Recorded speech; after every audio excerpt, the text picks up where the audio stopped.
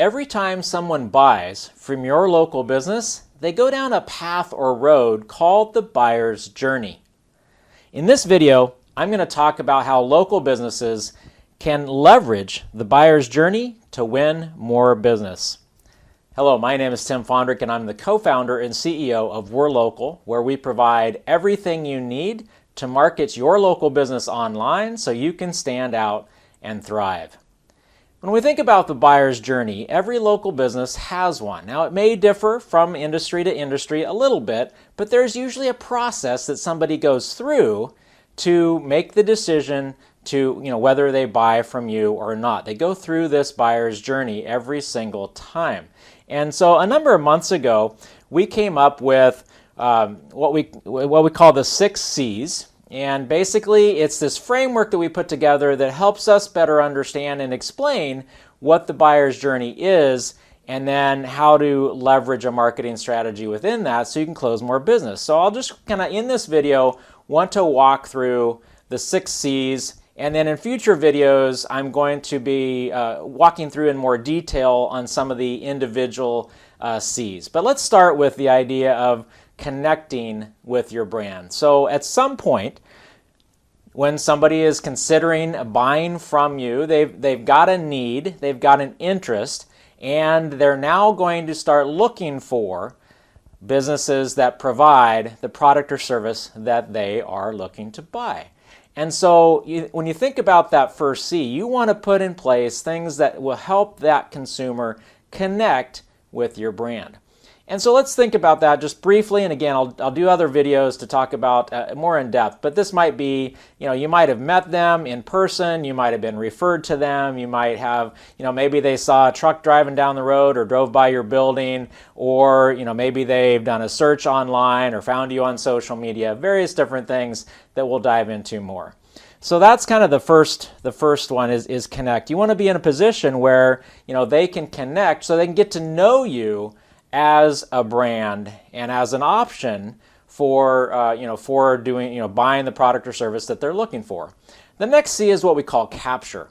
And so once they know about you and they've likely come to your website or maybe social media, various different things, what are you doing to capture them? They know you, they've got a pretty good impression, and now they'd like to kind of take this next step. They like you, they'd like to take the next step, maybe opt into something. And so what are you doing to capture that prospect into your buyer's journey and into your sales funnel? So that might be a number of different things. Again, we'll do another video, but we talk about capture points all the time. So now once they've captured, they've opted in or they like you, you've captured that lead information. What are you doing now to communicate and build trust? Now, again, this is going to vary a little bit depending on industry, but sometimes in the sales cycle they buy right away. Other times, it's going to take a little bit longer. And so how you communicate that with that prospect to build trust and think, okay, yes, if you have a longer sales cycle, if it's not a kind of spur-of-the-moment purchase, etc., then you're going to want to communicate in a way that does build that trust and is able to move them to the next C, which is obviously convert. Now, convert, if you look at the first 3 parts of the buyer's journey: connect, capture, communicate.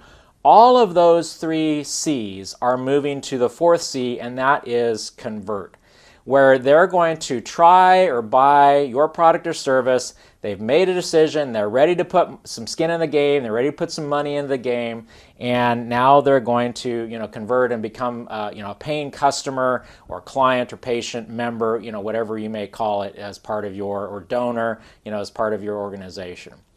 So if you think about, okay, you've gone through kind of the first sections here. You've got connect, you've got capture, communicate, and now they've bought.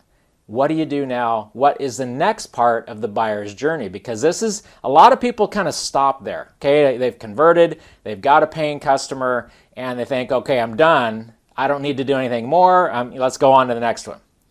The reality, though, is the next couple are incredibly important.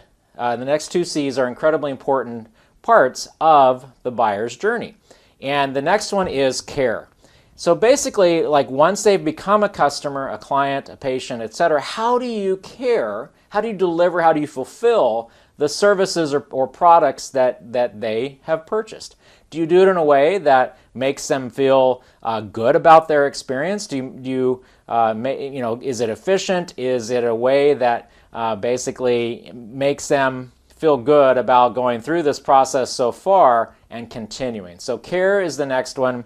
And then the final C is cultivate, and what you want to do is cultivate raving fans.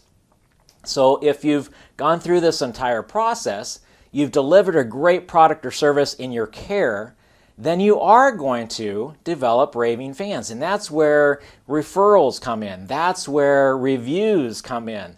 And that's where you're basically taking that next step. You've developed the raving fan, and so now they're going to refer to their friends and family and colleagues. They're going to write an online review because they're a raving fan, right? And so then that starts the whole process again, because that review, that referral, the testimonial, everything that may happen there, the mention over lunch or at their networking group, becomes the next person in the buyer's journey, because that new person, now that prospect, now is connecting with your brand, that they know about you, and it all starts over again. And so we found that to be really helpful as we kind of explain and walk people through the buyer's journey. Again, it's going to differ a little bit depending on the product or service that you're selling as a local business or organization, but essentially everybody goes through that buyer's journey.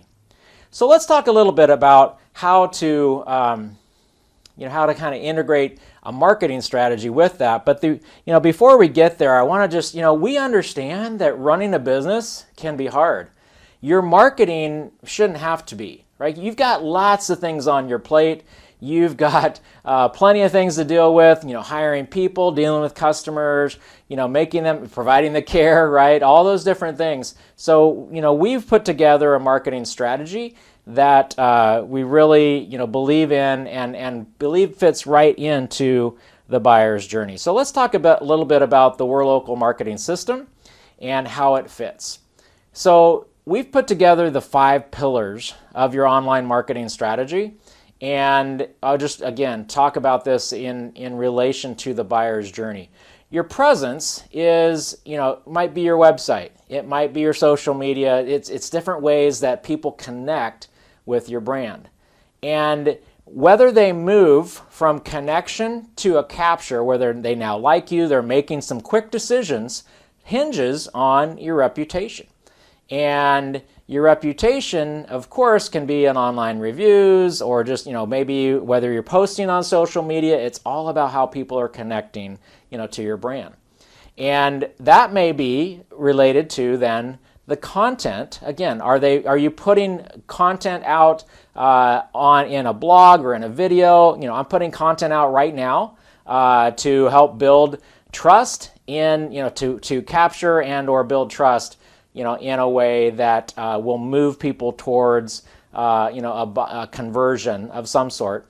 And of course, I'm also trying to provide value, right? And it also then, if you think about your social media, it's all, social media is still content, and it might be making that conversion point or capture point or connection point, communicate. It's all the above, right? Where social media is really a kind of a combination, a lot of them. They might connect with you. You might get a message on social media. They might trust you more if they're looking up your social media. We talked about in another video about, what do I post on social, right? So, having a steady stream of content, etc. And all of that leads to conversion. And then when you think about kind of the next piece that I have here, and that is automation and how that relates to all of it. Well, sales and marketing automation is an amazing opportunity to leverage technology to basically at every step along the way here in the buyer's journey to automate things. It's like bringing on a marketing specialist and communication specialist in your business without having to, buy a desk, pay their salary and benefits. And so that's where, if you think about if you can incorporate the automation into every step of the buyer's journey, then that can help you leverage a lot of different things in your business so you can stand out and thrive. And so again, we're going to do some more videos about how to dive into this a lot in more detail, kind of each step along the way, but I wanted to give an overview because we found this to be helpful, again, in terms of kind of the strategy for how to A, understand the buyer's journey, and B, how to incorporate what we call the 5 pillars or the 5 essentials, in your online marketing. So with that, I just wanted to say that, we've at WhirLocal, we work hard to provide everything you need to market your local business online so that you can stand out from your competition and thrive. So if you've got any questions, feel free to make a comment below and we'll cover it in a future video. And don't forget to hit the subscribe button. And for that, at that, I want to just say thank you for spending a little bit of time with me today and have a great week.